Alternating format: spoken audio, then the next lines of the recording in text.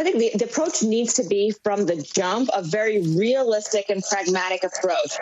Joe Biden was there when President Barack Obama started trying to reach out to Republicans and effectively lost control of both houses and ended up with the Tea Party. And ever since then, it's been downhill. So while it's nice to say we need to reach across the aisle and bridge divides, the reality is we need to do some really hard work on behalf of the American public. And the Trump administration has shown that it's possible to do many things within the role of administrative law. That's executive action. I mean, there are loopholes that you can drive a truck through.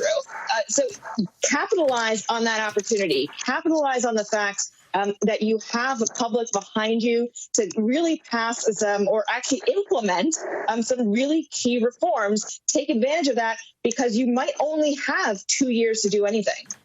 And I think well, first off, just jumping right back into Climate Accord Agreement will go a far way to raising the desire for countries to work with the United States on other issues. It's not that, I mean, there's only 6 countries left in the entire world that are not part of the agreement.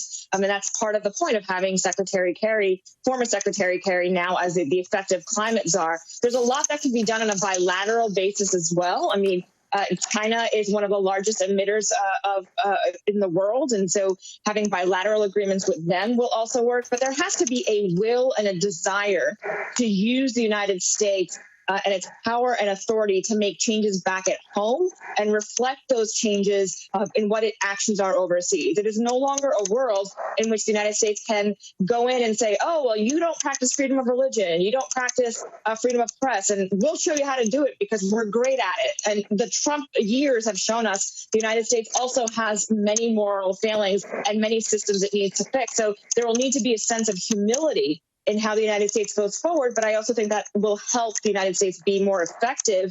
And again, being realistic and pragmatic about the world that we live in now.